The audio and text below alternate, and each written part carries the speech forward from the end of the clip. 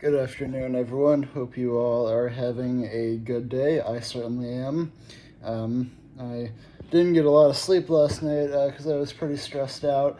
But that led me to the idea of making a video that I've actually wanted to make for a while. But I decided to make it today because of the recent events that seemed relevant. Today's topic is, are people with autism exempt from a military draft if it happens? I just want to let you know I am not trying to fearmonger here. This is just what is possible that could happen. We don't know anything. Please don't get ahead of yourself until it actually happens. I'm just trying to give you some important information about that. I am certainly very confused about what's going on right now, so I'm not going to say anything that I'm not confident about. But I am confident about what will happen when it comes to autism and the military. So without further ado, let's get into it. Be sure to like, subscribe, and share. And tonight at 7:30, I will be going live on the channel to talk with someone who knows a lot more about this than me. So let's see what happens. Alright, so this article is from operationmilitarykids.org. I will be putting the link in the description and in the comments as I always do. Can you join the military with autism? Back in the day, joining the military was a simple and straightforward process. The requirements to join the service were relatively lenient, especially during wartime. Nevertheless, this is no longer the case. Things have changed, and the requirements have become tougher and stricter. We previously addressed several conditions, all of which can affect your chances of getting into the military. One topic we haven't discussed until now is autism. If you were diagnosed with autism during your childhood, your condition might be a red flag for military disqualification. The good news is that you can still join, but have to pass through a number of significant hurdles before you can make it to the military. Like most things in the military, the answer to this question is, it depends. It depends on the military branch you're looking to join, what type of autism you've been diagnosed with, and what kind of autism symptoms you're displaying. Let's dive into the various types of autism, and then we'll get into the specific policies for each military branch.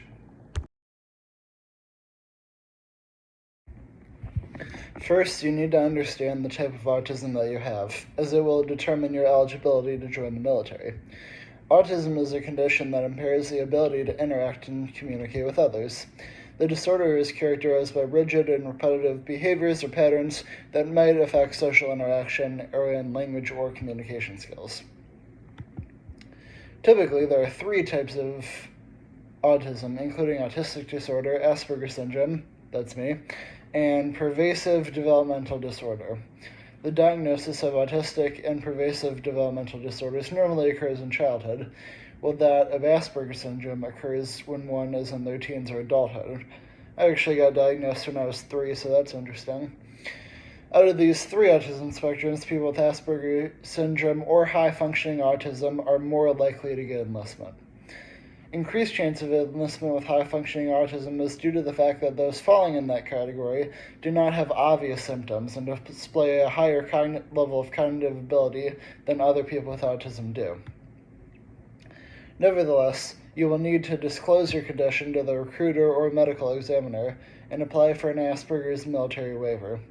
In addition, different branches of the military have specific requirements for applicants with autism. Here is a breakdown of what you need to know before submitting your application. Can you join the Army if you have autism? If you have autism, getting into the Army is much easier than enlisting with other branches of the military. The Army is always under intense pressure to recruit and to meet the demand for personnel in various places around the world. For this reason, it is not surprising that you may join this branch of the military even if you have autism. Apparently, the Army is somewhat lenient when it comes to handling applicants who have various medical conditions. Moreover, autism is not necessarily a disqualifier for applicants joining the Army as compared to other disorders. However, your chances of enlistment will depend on the spectrum of the disorder, and that makes sense. If you have PPD or autistic disorder, or PDD or autistic disorder, the chances of joining the armed forces are extremely limited, considering the fact that these particular spectrums will affect your work. Nonetheless, things are a little bit different for people with Asperger's syndrome, since the condition is mild with no significant symptoms. In addition, Army recruiters are looking for bright, industrious recruits, and applicants without Asperger's often prove to fit the bill with their high IQ. That's a bit of a stereotype, but okay. Even though you still need to apply for a military autism waiver, that makes sense. The good news is that the probability of receiving a waiver is much higher in the Army than any other branch of the military.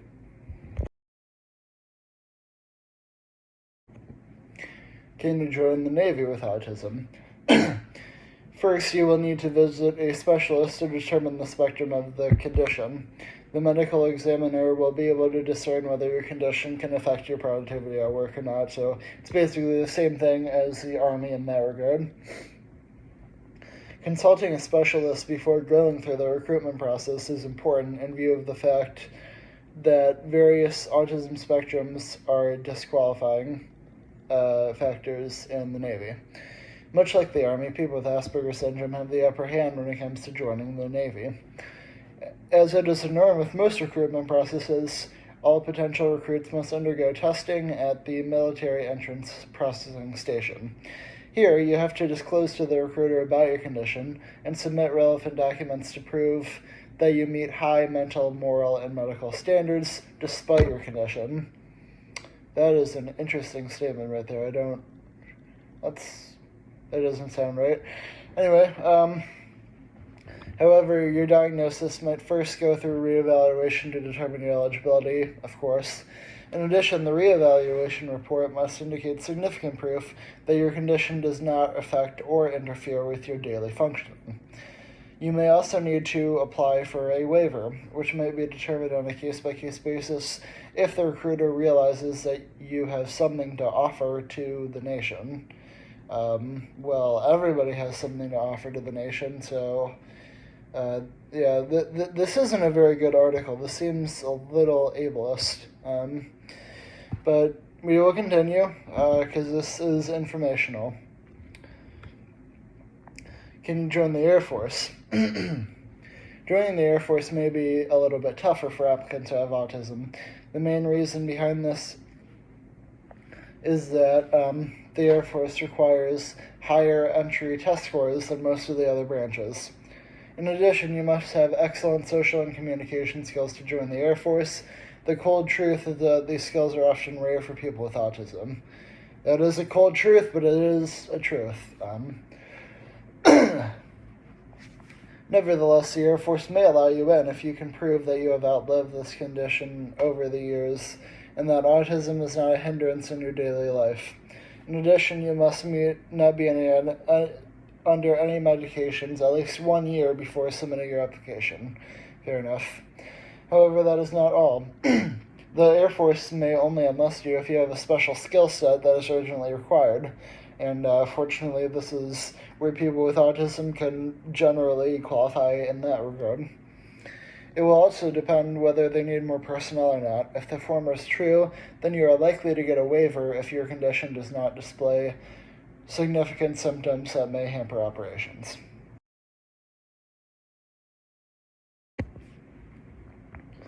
Can you join the Marines if you have autism? The United States Marine Corps is one of the most selective branches of the military as far as recruitment is concerned. In addition, the fact that the Marines is the second smallest branch of the military branch makes it harder for aspiring recruits to join. Therefore, you might face an uphill task trying to join the Marines if you have autism or any other condition. What is more discouraging is that waivers are hard to come by in the Marines. This is because recruiters in the Marines normally regard applying for waivers as a professional risk, especially if it involves handling a case of autism or any other medical disorder.